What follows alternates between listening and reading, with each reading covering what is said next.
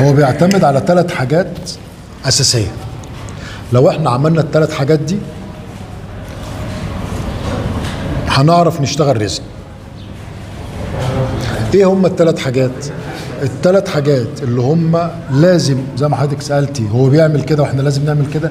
لازم المسطح يكون عدل بنسبه 100%. طب هو لو المسطح ده مش عدل هيحصل ايه؟ لما هنيجي نصب هيدينا ميل كويس، وطبعا يعني الموضوع هيبقى فاشل تماما يعني. بالظبط، هيعمل فرق تخانه وهي الريزن هيتدلدق وهيعمل مشاكل كتير جدا. فيبقى نمره 1 ان احنا المسطح لازم يكون مستوي. يعني كل واحد مننا النهارده بعد ما يخلص المحاضره يروح يشتري ميزان ميه. ده اساسي. ليه؟ هنقعد نوزن. احنا كلنا دلوقتي هنتعلم ازاي نوزن قبل ما نشتغل، بس خليني الاول اشرح نظري وبعد كده كلنا نتعلم. طيب نمره 2 احنا قلنا الميزان ميه لازم يكون عندنا ميزان صغير كده، ميزان حساس، يفضل يكون حساس. يبقى الرزن عندنا المسطح يكون عدل ومستوي تماما. يكون عندنا ميزان ميه علشان المقادير. انت لما بنجيب الرزن، انت عندك في الرزن في مصر هنا شركات كتير جدا للرزن. مظبوط ولا مش مظبوط؟ اللي اشتغل في الرزن او سأل عنه، احنا عندنا شركات كتير. كل شركه ليها نسبه مختلفه في الخلط عن الثانيه.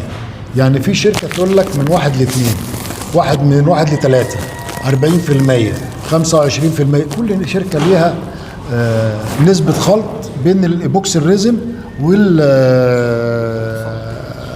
والمصلب. هيبقى نمره 1 هنوزن المسطح ويكون عادل تماما. نمره 2 ميزان حساس، ميزان والمقادير تكون مظبوطه. يعني انا مثلا على سبيل المثال انا شغال النهارده بشركه باور هنا. حضرتك اقرا كده كاتب لك ايه النسبه.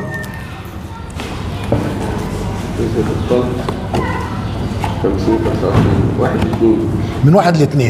يبقى شركه باور نسبه الخلط ليها من 1 ل2. ده اللي هو الايبوكسي الريزن وده المصلب. حد يقول لك ايه ايبوكسي وحد يقول لك ريزن. هو ايبوكسي ريزن سموه زي ما احنا عايزين بقى. وده ايه المصلب. يبقى احنا كده ده نسبه 2 ل1. هنحط 100 جرام يبقى هنحط 50 جرام مصلب. كويس. يبقى كده ايه نمره 2. احنا كده ناقص لنا حاجه عشان ننجح في الرزن. احنا خلطنا، نقلب كويس جدا جدا جدا المنتج.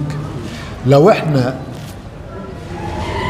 قلبنا وناقص حته هيحصل مشاكل بقى. مش هتصلب، هيفضل لين. بالظبط كده. فلا، يبقى احنا نمره 1 هنوزن المسطح. نمره 2 النسب